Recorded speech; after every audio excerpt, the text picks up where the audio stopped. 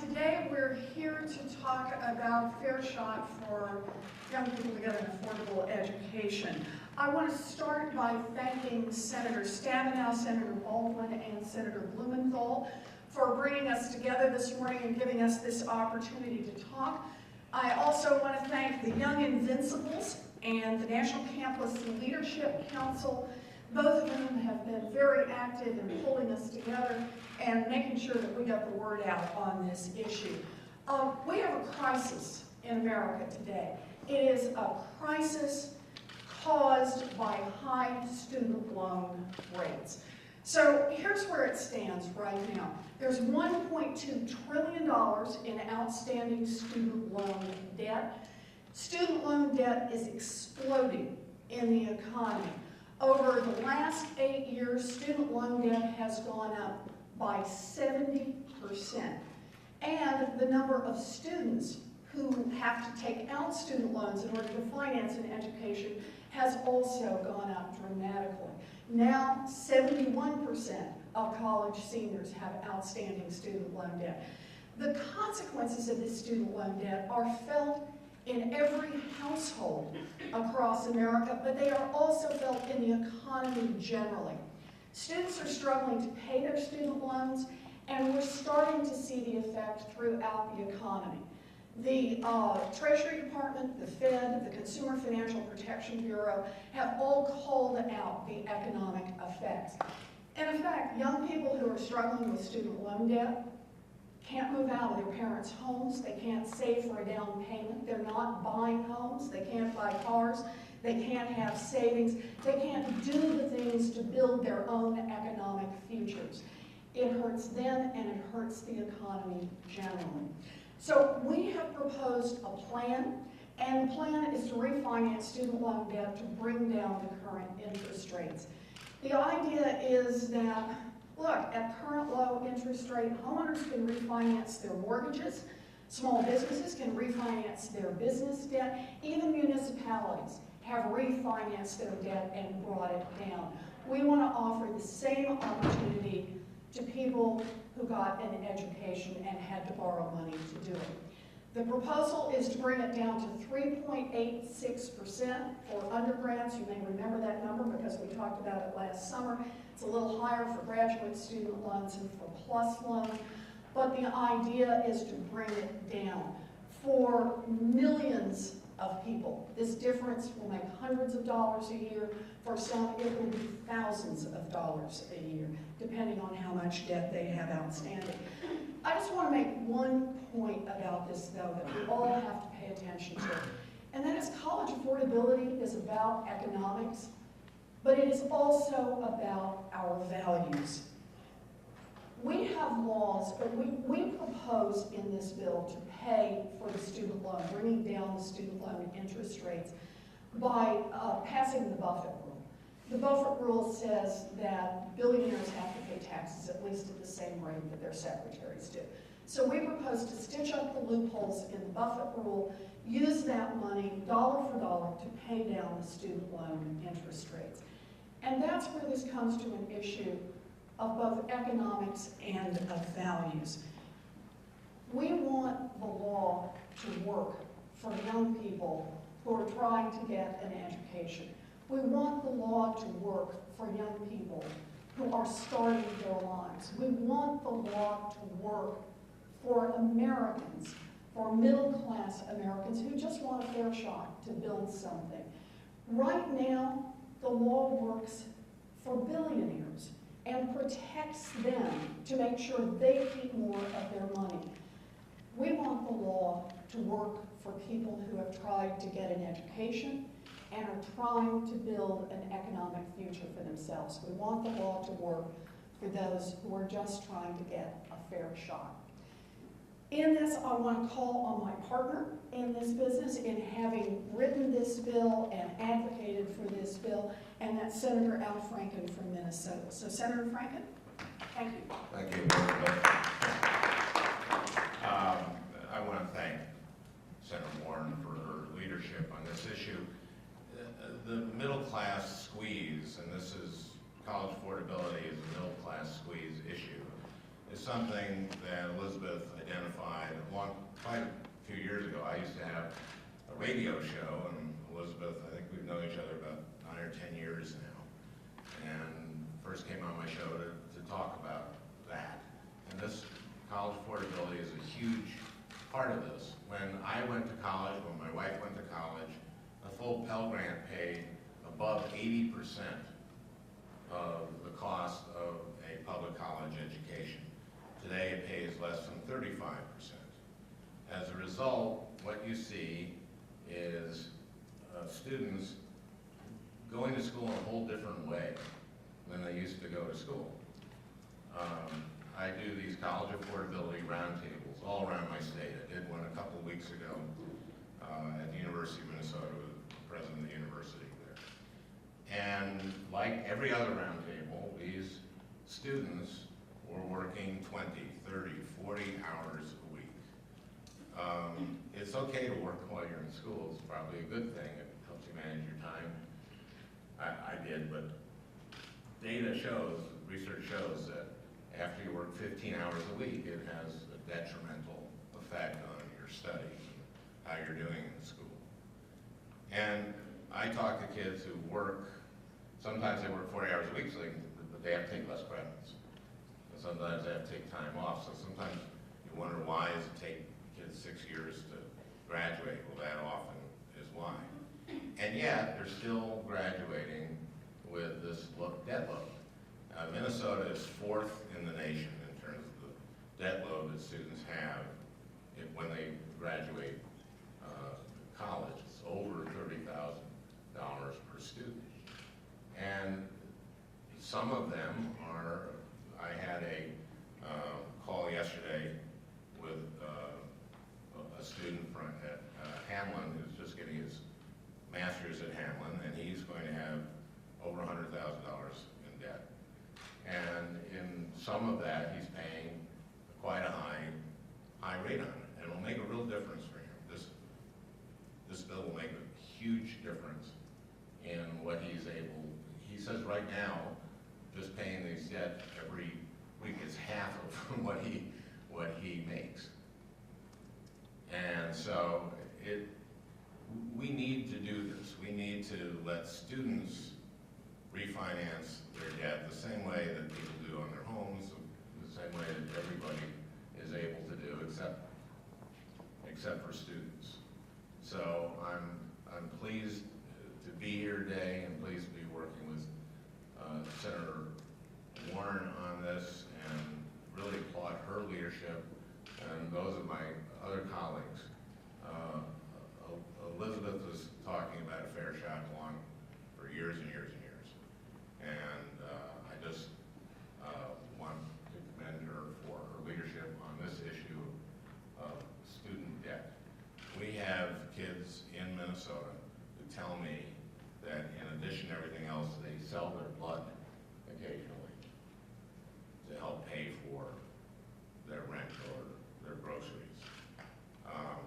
That's not what we want our kids doing. That's not how our kids should be going to college. And it's not just kids, it's people who are mid-career who go back to school. And so we want to give them, this is one tool that we want to give people to, if their interest rate is 8, 9, 10%, to be able to come down to a much more affordable rate. So Senator Franken is not here, so I want to go to, as much as I regret it, Senator Jack Reed. Senator Reed is a leader on issues like middle class squeeze, like on unemployment insurance, has been a tremendous leader on emergency unemployment insurance, and is a leader, has always been a leader on making sure that college loans are as affordable as possible. And I give you Senator Jack Reed. Thanks, Ron. Thank you very much, Al. It is a privilege to be here with you and also with Elizabeth, who your leadership has been extraordinary in this issue of trying to refinance this huge debt burden that's outstanding. I also want to recognize Dick Blumenthal, my colleague, and I get Tammy Baldwin from Wisconsin, Chuck Schumer from New York. They are part of this effort to ensure that we give people a chance, we give people a fair shot at a better life and a better America. Later, you're going to hear from some students, Fiona and Sam, but we're surrounded by young students from the Washington, D.C. area. They are our future, our best hope, and they're the people that are going to carry this country forward, but they need the education to do that. And we have found out that education has become so much more expensive today that it is hobbling their ability to contribute, to succeed, and to move forward. It is fitting that we're in the LBJ room, because it was under Lyndon Baines Johnson that we passed the Higher Education Act. And indeed, my distinguished predecessor, Claiborne Pell, was one of the leading advocates. That's where we have the Pell Grants from. He understood that no American student with talent and ability should be denied an opportunity because they didn't have the resources to go to college. And so back in the 60s, we crafted a program, and as Al pointed out, significantly grants, giving people money to go to school, to use their talent, and then some money. That's been turned on its head. Now we have these students with huge debts. We have literally gone from propelling people forward with federal investment education to holding them back with staggering debts. That won't work for them, and it won't work for our economy. And that's why this initiative that Elizabeth and Al have advanced is so critical. But we can do other things too. We can insist going forward that the lenders that have some, and the schools have some, as they say, skin in the game, that they do a better job of counseling people about debt, of making sure that the debt aligns with the program course of action that they're studying. And then we can obviously increase grant aid. We can reverse that ratio. It used to be 80% Pell Grants in the 60s. If we get closer to that, then we won't have this problem. We've got to do it. It's about fairness. It's about treating our young people the way we were treated, frankly, but it's also about the future of this country. Now, in that vein, let me introduce these two extraordinary students. Fiona Tang is a marketing manager at Zipcar in Washington, D.C. She worked with former, current, and future students to help them navigate and manage their student loan debt. Sam Garner is working with the Henry Jackson Foundation on NIH research focused on AIDS. He's part of the research and innovation workforce that will be the foundation of the future, and he will share his story. Thank you both. Fiona, please.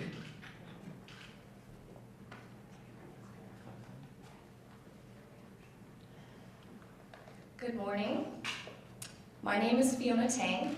I'm 29 years old, and between my undergraduate and graduate degrees, I owe over $85,000 in student debt. Last year, I paid $3,000 in student loan interest alone. At my current interest rates, I anticipate that I'll finish paying off my student loans by age 56. The proposed Senate legislation that would allow me to refinance my student loans interest rates would greatly impact my life. If by refinancing my loans, I save $1,000 in interest payments this year, that's money that I can put towards planning for my future. Whether it's as short-term as getting that programming certificate that I can use to break into my dream job, or flying home more to see my family. Thinking more long-term, I could start considering a mortgage for a modest yet cozy condo, or even think about starting my own family in the near future. I could consider using the extra $1,000 to chip away at my principal loan payments, effectively relieving my debt burden earlier in life, which may even allow me enough financial flexibility to support my children's college education. In my conversations with student debt holders ranging from recent graduates to mid-career professionals, it became clear that heavy student loan burden and high interest rates not only impact our ability to contribute to our economy today, but for many years to come, and oftentimes at the expense of realizing our own dreams. So, if given the opportunity to refinance my student loans and lower my interest rates, the money I would save could make the difference between a life that I settle for and a life that I choose. Thank you.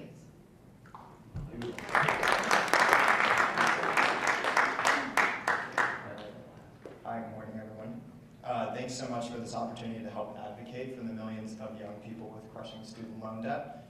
I'm Sam Garner, I'm 28, and I'm a research ethicist for the Henry Jackson Foundation and the Division of AIDS at the NIH. I have $200,000 in student loans that I'm steadily attempting to pay off. My monthly payment is about $1,300. That's not even my full bill. I can only afford to make interest payments on my private loans. For my federal loans, which are currently in income-based repayment, an interest rate of 6.4% has allowed me to pay only about 1% of my original balance. My private loans peak at a 9.25% interest rate. The debt I chose to take on is formidable, but these interest rates multiply my debt into an insurmountable, lifelong burden. Throughout the past 10 years, information from schools and lenders that would help me make financially responsible choices has been unclear, inconsistent, or absent. I have a wonderful job working for an incredible organization, but my debt severely limits my life choices. Going back to graduate school, a step necessary for me to advance in my field, or having a family are all off the table because of my student loans.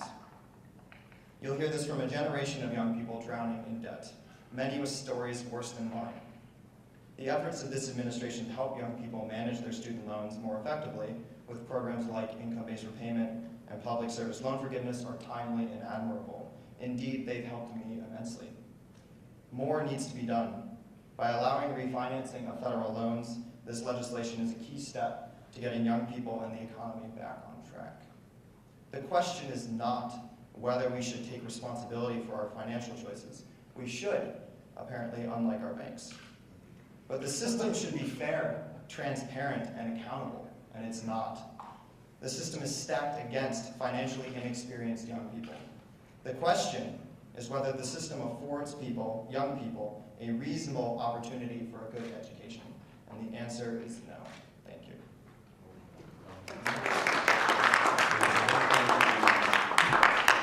Thank you, Sam, and thank you, Fiona. We've got great partners here, Senator Schumer, Senator Baldwin, Senator Blumenthal, Senator Franken, Senator Reed. Sam and Fiona, we're ready to take questions if anybody has any. Yes, sir? Yeah, I've got several, but I'll only ask one or two. Okay, same price. Could you explain to us why current students cannot refinance their loans? And the second question is, have you reached out to Republicans at all? When are any Republicans here? So on the first question, the question about currently refinancing loans, there is no federal program to refinance. I mean, there's just no other way to say it. You borrowed the money at 6%, 8%, 9%, 11%, whatever you borrowed it at. That's it? That's it. Okay. And so what we propose is the 3.86% for undergraduate loans and, like I said, a little higher for graduate student loans and for plus loans.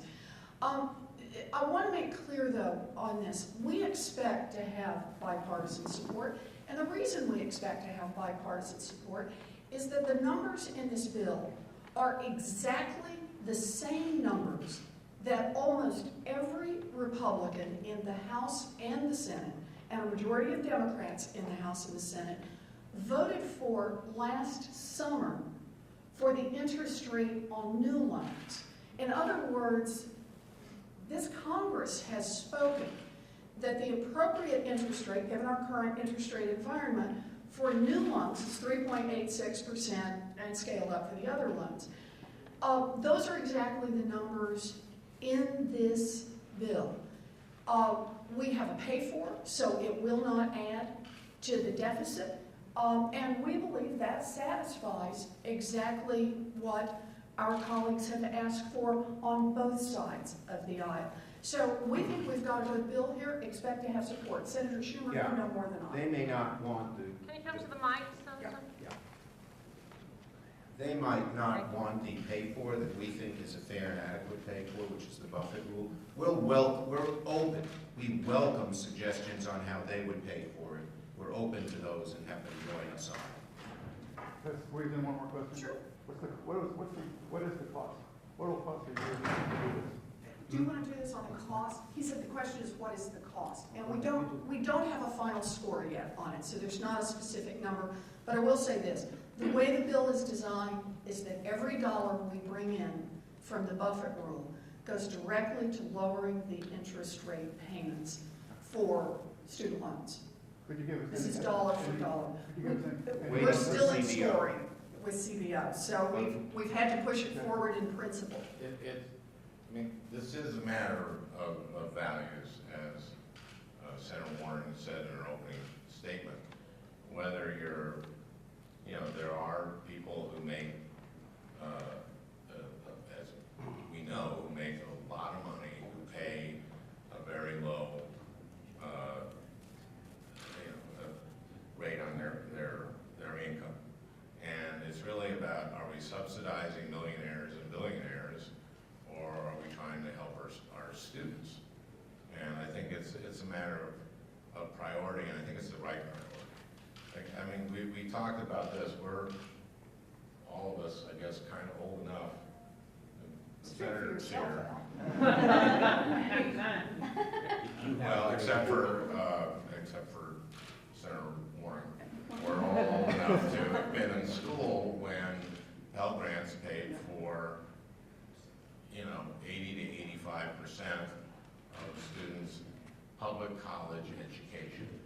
And this is, as Senator Reed said, is completely flipped. And so it's really about this generation.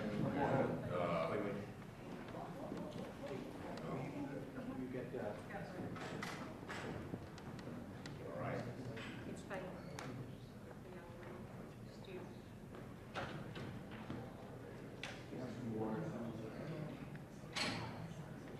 I can see it now.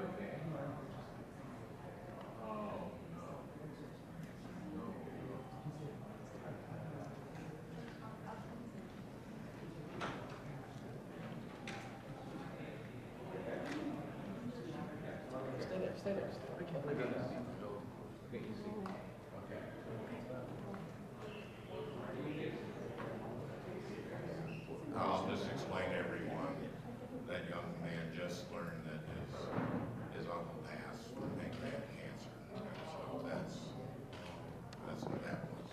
And he's all right, but he of course apologized. But that's just so you know, that's what happened. There's one other point here, which hasn't been mentioned, which is that even at 3.86%, the government continues to make money from this program. The government is profiting from these loans to these young people, even at 3.86%, at the rate of billions of dollars a year, when we should be rewarding and investing in them. Actually, can I just pick up on Senator Blumenthal's point? It's not only the government profits. I just want to be clear that everybody follows this. There is no forgiveness here of principle. This is, students still have to pay back the money they borrowed. And they have to pay it back at a rate that fully covers the administrative costs, the cost of borrowing the money, the cost of the bad debt loans, and still produces something more for the U.S. government. We picked these numbers because these were the numbers that virtually every Republican and a majority of Democrats agreed to just last July. Some of us would like to see lower numbers, but we want to get something through Congress. We want to see a change that could mean a difference of hundreds of dollars or even thousands of dollars to the 40 million people who are dealing with student loan debt. Yes. Would your legislation peg the interest rates to the yearly change in the No. 10-year? No, it's a straight 3.86% available for refinancing right now. Just like anyone else who's refinancing. So wouldn't that sort of undercut what Congress did last year, which is No. that new loans would be No. taken out? Congress said that 3.86% is the right interest rate for new borrowers. We think that means it should be the right interest rate Well, that was the for right past interest for borrowers. this year, but next year it might be higher. Well, Right. Congress said 3.86% was something they believed in this interest rate environment worked. for our students, and that we believe as a matter of principle should be something everyone should be able to agree on for people who borrowed in the past. After all, they all did the same thing. They all went out and did what the country wants them to do. They invested in an education. They're going to pay back the principal, they're going to pay back interest, but the government is not going to make hundreds of billions of dollars in additional profits on those loans. Senator, probably for Senator Schumer, since you're the leadership representative here. Is this bill as is going to be brought to the floor for a vote? Yes. Or is there some? Yes. We expect to bring it up in early June, the first or second week in June. And we expect to vote, and as I said, we welcome our Republican colleagues to join us, and we're open to other pay-fors if they don't like this one. But the concept, it's at the core of our fair shot agenda. Every American, Democrat, Independent, Republican, believes if you deserve to go to college, you should have a fair shot at paying for it, both while you're in college and afterwards. And just one other point I'd make, this affects all kinds of markets. The housing market, both are the two best, no offense to my colleagues here, two best remarks were from you guys, were fabulous. We gotta hire you. One of the reasons, the major reasons that our housing market is down in the dumps is if you've got $85,000 or $200,000 worth of loans, you're not buying a house. Even if you have $40,000 of loans, you're not buying a house, and it's much harder to get a loan. So the whole economy has been weighted down by the huge debt burden on 40 million Americans aged 22 to 42 or so, maybe even older. Also for Senator Schumer, actually. The White House has issued a statement saying that the tax extenders package should be offset. Okay, can we stay on this subject, then we'll go to other subjects, if that's okay. Question on the private student loan market. Do you require refinancing for those loans? Because as I understand it, that is a loan-by-loan issue, or a company-by-company issue in terms of which lender provides the loans. Sure, actually, let me state this slightly differently. Nobody is required to refinance. People can Well, no, stay in their current loans. It requires the private lenders to allow the refinancing. Well, remember, you can, if you have the principal, an adequate amount of money, you can always pay off these loans. And so private student loans are included in this bill, and we are setting it up in a way, we're still working on the details, setting it up in a way to make sure that the government is not stuck with bad debts on them, but we will include private student loans in the bill. What kind of reaction do you expect from those lenders if they have to reduce their rates? You know, look, lenders have had to reduce their rates when people refinance their mortgages. Lenders have had to reduce their rates when small businesses have refinanced their loans. This is the one loan that is at high interest rates, and no one has the money to be able to refinance. When I first took out a mortgage, you couldn't refinance in New York State, and the state passed a law that required refinancing. And so we can do the same thing here. It's one of the few areas where refinancing is not required, and you're stuck at the high interest rate. Banks would make money, and when they issue new loans, they're at a much lower rate than the old loans were. But as this student alluded to, maybe it's, what you're saying is fair, but I'm asking, what are the banks going to say when you tell them you're going to reduce their profit? What kind of reaction do you expect from the banks? What reaction do you usually expect from banks when you say you'll reduce their profit margin? Well, I would think that for the end. That's a rhetorical question. Oh, was that a rhetorical But question? Senator, you Yeah. know what I mean? I'm working on this, Al. I think we need you for the It answer. often in Congress does not want to upset those with a lot of money because they have a lot of money. Well, you know, that actually, I think you put the right thing on the table. There's a real question here. Does Congress work for the rich and the powerful, for those who can hire armies of lobbyists and lawyers, or does Congress work for the rest of America? We believe the rest of America should get a fair shot at an affordable education. Sorry, I don't mean to get worked up on it, but I get worked up on it. Here's the idea of refinancing. It's you're able to take out a loan at 3.86, and if somebody wants to lend you money at 3.86, and they give you the principal, and you give it to the other bank and say, here you go, I'm paying off my principal. That's how refinancing works. So the bank really doesn't have have that much to say about it. If you, if Congress passes this law, you see. I'm sorry if I'm, that's my explanation. Would it be possible for someone who currently has a private student loan to refinance with the federal government and essentially borrow money from the federal government to repay off the private loan? Yes, That would be it. That's Yes. it. That would be a yes. that's the idea.